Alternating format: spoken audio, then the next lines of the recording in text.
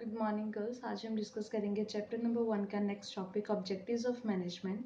कि लोगों से काम करवाया जाता है, प्लानिंग, ऑर्गेनाइजिंग, डायरेक्टिंग, इतने सारे फंक्शन हम परफॉर्म करते हैं, तो उसके पीछे मेन ऑब्जेक्टिव क्या है हमारा, किस पर्पज से हम लोग वो चीज़ करते हैं। तो फर्स्ट यहाँ पे आप लोगों की क्या है, 3 ऑब्जेक्टिव हैं। Organisational objective, social objective, personal objective. यानी कि ऑर्गेनाइजेशन के व्यू पॉइंट से हम क्यों करते हैं, सोसाइटी के व्यू पॉइंट से, देन एक पर्सन यानी कि एम्प्लॉय या मैनेजर के लिए उनके व्यू पॉइंट से हमारे ऑब्जेक्टिव क्या हैं। तो फर्स्ट वन आपका लिखा हुआ है ऑर्गेनाइजेशनल ऑब्जेक्टिव। कहते ऑर्गेनाइजेशन जो है, अब ऑर्गेनाइजेशन में देखो कितने लोगों का पैसा लगा हुआ है, कितने लोग जो है ऑर्गेनाइजेशन में इंटरेस्टेड हैं, तो उनके लिए भी मेरी क्या है, रिस्पॉन्सिबिलिटी है, मैंने उनको जो है पैसा देना है। तो वो पैसा किस किस को देना है, मैं यहाँ पे अंडरलाइन कर रही हूँ। मेन इंपॉर्टेंट लाइन ये लिखी हुई इन्होंने कि ऑब्जेक्टिव जो है वो आप लोगों का in the interest of all share holders including stake holders, consumers, the government and employees, इनके फेवर में होना चाहिए। क्योंकि शेयर होल्डर को कंपनी से क्या चाहिए, डिविडेंड। स्टेक होल्डर होता है कोई भी ऐसा पर्सन जिसका कंपनी में इंटरेस्ट है, it could be share holder, consumer हो सकते हैं, गवर्नमेंट, कोई भी हो सकता है वो। आगे लिखा हुआ है कंज्यूमर्स, कंज्यूमर्स को कंपनी से क्या चाहिए, प्रोडक्ट चाहिए। गवर्नमेंट को कंपनी से क्या चाहिए, टैक्सेस चाहिए। और इम्प्लॉयज को कंपनी से क्या चाहिए, सैलरीज चाहिए। तो कहते हैं इसीलिए हम लोग क्या करवाते हैं, यहाँ पे हमारा मेन ऑब्जेक्टिव है कि हम लोगों ने इनको टाइमली पेमेंट करनी है, इनको टाइमली जो है इनके प्रोडक्ट जो है अवेलेबल करवाने हैं। The principal objective of any company must be to use material and human resources to the maximum potential benefit. दो चीजों की बात करिए, एक तो कहती है आप लोगों ने क्या करना है, मटेरियल प्रॉपरली यूज करना है, ठीक है, यूज मटेरियल यानी कि रॉ मटेरियल की बात कर रहे हैं। देन उसके बाद सेकेंडली किस चीज की बात करी है उन्होंने, ह्यूमन रिसोर्सेज की, कि आप लोगों ने जो भी मटेरियल है यानी कि ऑप्टिमम यूटिलाइजेशन ऑफ आपके रिसोर्सेज की होनी चाहिए, चाहे वो रॉ मटेरियल है चाहे कोई भी रिसोर्सेज है। और ह्यूमन रिसोर्सेज जो है, जितने इंप्लॉयज आपकी ऑर्गेनाइजेशन में रिक्वायर्ड हैं उतने आपने अपॉइंट करे होने चाहिए, उनसे उतना ही काम लेना है। मतलब या तो ना तो अंडर यूटिलाइजेशन होनी चाहिए, ना ही ओवर यूटिलाइजेशन होनी चाहिए। कहते अब इसके बाद उन्होंने लिखा है ताकि ये हमने मटेरियल और लोगों को प्रॉपरली यूज करना है, उनसे काम करवाना है, क्यों, किस पर्पज से, ताकि हम लोगों को उसका मैक्सिमम बेनिफिट मिले, मैक्सिमम पोटेंशियल होता है फ्यूचर में जो हम लोगों को रिटर्न मिलने वाला है। अब 3 तरीके से इस चीज को आगे उन्होंने सेग्रीगेट कर दिया कि अगर ऑर्गेनाइजेशन की मैं बात कर रही हूँ कि ऑर्गेनाइजेशनल ऑब्जेक्टिव आप लोगों ने फुलफिल करने हैं, ये शेयर होल्डर है, एम्प्लॉयज है, गवर्नमेंट है, इनके लिए काम करना है, तो वो 3 आप लोगों की नेक्स्ट उसको आगे सेग्रीगेट करा है। फर्स्ट वन लिखा हुआ है सर्वाइवल। क्यों मैं ऑर्गेनाइजेशन को बेसिकली ज्यादा उसके ऊपर फोकस कर रही हूँ, क्योंकि अगर आप लोगों को प्रॉफिट होएगा तभी आप लोग सर्वाइव करोगे। So it is the essential objectives of any industry are survival.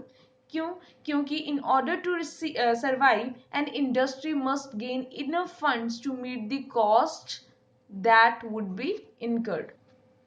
कह रहे कि अगर एक बिजनेस सरवाइव करना चाहता है, सरवाइव का मतलब देखो हम लोगों ने, अगर आपको 2 कंसेप्ट पता है, एक है आप लोगों ने बहुत पैसा कमाना है, मैक्सिमम बेनिफिट, ठीक है, कि जिसकी मैं बात कर रही थी पहले। एक होता है सर्वाइवल, मैं नहीं चाहती हूँ कि बहुत प्रॉफिट हो, बट इतना तो प्रॉफिट हो कि आप लोग सर्वाइव कर सको। एग्जाम्पल पढ़ती हूँ, दोबारा से इस पॉइंट पे वापस आते हैं। एग्जाम्पल में लिखा है उन्होंने, if Ram is running a shop and increasing a cost of 50,000 per month, then he has to collect minimum revenue of 50,000 to cover all his cost, otherwise his business won't survive. दो चीजें लिख दी उन्होंने। पहले लिखा कि अगर आपकी कॉस्ट है a cost of 50,000 per month, कितना खर्चा कितना आ रहा है इसको, 50,000, और रेवेन्यू कितनी होनी चाहिए एटलीस्ट उसकी, 50,000। अगर 50,000 उसका खर्चा आ रहा है और उसको जो रेवेन्यू, उसको जो प्रॉफिट आ रहा है उस कंपनी से, उस बिजनेस से, वो 40,000 आ रहा है, तो वो 10,000 के लॉस में जा रहा है, तो वो क्यों बिजनेस चलाएगा। तो कहते सर्वाइव, ताकि मेरा बिजनेस चलता रहे, मेरी शॉप चलती रहे, मेरी कंपनी चलती रहे, उसके लिए सर्वाइवल के लिए, मतलब हम जिसको बोलते हैं ना, आपका जो कॉस्ट और रेवेन्यू वो क्या होनी चाहिए, इक्वल, एटलीस्ट इक्वल होनी चाहिए। अब यहाँ पे दोबारा से ये लाइन पढ़ते हैं, इन ऑर्डर टू सर्वाइव। तो अभी हमने क्या पढ़ा कि सर्वाइव करने के लिए क्या होना चाहिए, an industry must gain enough fund to meet the cost that would be incur. तो जितना खर्चा आपने इनकर करना है या होएगा फ्यूचर में, उसके लिए आप लोगों का जो है रेवेन्यू, उतनी इनफ फंड्स आपके पास होने चाहिए। इनफ फंड्स कितने, एटलीस्ट उतने तो होने चाहिए। ठीक है, तो कहते हैं ये मेरा मेन ऑब्जेक्टिव है कि बिजनेस में पैसा जरूरी है, किस लिए, सर्वाइवल के लिए। आई होप आपको एक एग्जाम्पल समझ में आ गई होगी। यहाँ पे मैंने कॉस्ट की बात करी है, ये कॉस्ट है, और ये रेवेन्यू की बात कर रहे हैं, at least it should be equal. Next one मैं बात करी हूँ, जो मैंने भी मैक्सिमम पोटेंशियल बेनिफिट की बात करी। अगर बिजनेस 50,000 लगा दिया, 50,000 मैंने कमा लिया, तो कहते हैं ऐसे आपको कोई बेनिफिट तो हो नहीं रहा, तो फिर आपको क्या चाहिए, प्रॉफिट चाहिए। So poor survival is not sufficient for the industry.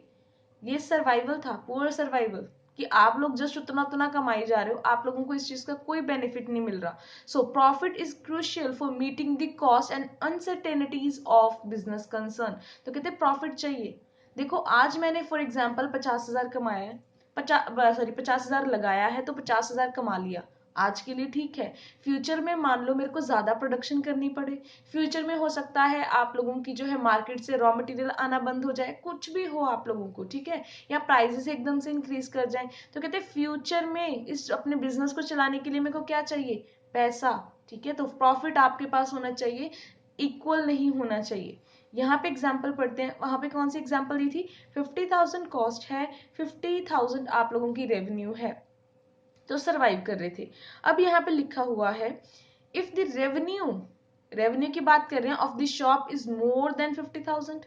अब क्या हो गया कि आप लोगों की रेवेन्यू जो है 50,000 से ज्यादा है, the more the gap between the cost of production and revenue collected, the better the profit। तो ठीक बोल रहे हैं ना वो, कि cost of production यानी कि जो खर्चा आया है, या दोनों के बीच में गैप जितना ज्यादा होएगा, ज्यादा का मतलब ये है कि फॉर एग्जाम्पल जो मैंने खर्चा किया करा है वो 50,000 है, और जो प्रॉफिट हो रहा है वो 90,000 हो गया या लाख रुपए हो गया, तो कहते हैं उसकी वजह से आपका गैप क्या आ रहा है, बीच में ज्यादा हो रहा है। जितना गैप ज्यादा होगा उतना ही आपका क्या होगा, बेटर दी प्रॉफिट। ये आपका हो गया प्रॉफिट। ऊपर हमने करा था सर्वाइवल, तो ये किसके अंदर आ रहा था, ऑर्गेनाइजेशनल ऑब्जेक्टिव में। अब क्या करना है, कहते आपका बिजनेस जो है, आप पहले आपने बिजनेस स्टार्ट करा, आप सर्वाइव कर रहे थे, ठीक है, मतलब सेम सेम आपको प्रॉफिट, सेम सेम इनकम, सब कुछ हो रहा था। अब आप लोगों ने फिर थोड़ा सा और मेहनत करी, तो आपको प्रॉफिट आना स्टार्ट हो गया। कहते प्रॉफिट आप लोगों ने सेव करना स्टार्ट कर दिया, अब और क्या करना चाहिए बिजनेस को, और प्रॉफिट होएगा, बिजनेस की ग्रोथ होनी चाहिए। ग्रोथ किस सेंस में बात करें, पहले एग्जाम्पल पढ़ते हैं फिर आगे पढ़ते हैं। For example, Patanjali is growing as it is dealing in variety of product and opening mega stores in multiple cities। तो कहते मान लो पहले पतंजलि जो बना था, एक ही जगह पे, एक ही एरिया, एक ही सिटी में वो अपने प्रोडक्ट बेच रहा था, बहुत प्रॉफिट आ रहा था। कहते अब उसने ग्रोथ करी है, उसने सिर्फ सेम सिटी सेम एरिया को नहीं देखा, उसने जो भी आप लोगों के ऑल ओवर दी वर्ल्ड वो क्या कर रहे हैं, अपने प्रोडक्ट्स को बेच रहे हैं। इतने सारे मेगा स्टोर अपने आपके जलंधर में कितने ज्यादा हैं, तो वो किस लिए ओपन कर दिए हैं, ताकि उनको और ज्यादा प्रॉफिट हो, और ज्यादा उनकी रेवेन्यू जनरेट हो। ठीक है, यहाँ पे लिखा है firm require adding to its chances in the long run. कहते हैं आप लोगों ने जो भी आपके पास अपॉर्चुनिटीज हैं, आप लोगों ने उनको ऐड करना है, उनको ज्यादा से ज्यादा अवेल करना है, ताकि इन फ्यूचर आप लोगों को इस चीज का क्या हो, बेनिफिट हो। तो ये आप लोगों का यहाँ तक जो मैंने टॉपिक कवर करा है, इट वॉज रिलेटेड टू, आपका फर्स्ट कौन सा पॉइंट था, ऑर्गेनाइजेशनल ऑब्जेक्टिव। नेक्स्ट वीडियो में हम लोग करते हैं सोशल ऑब्जेक्टिव।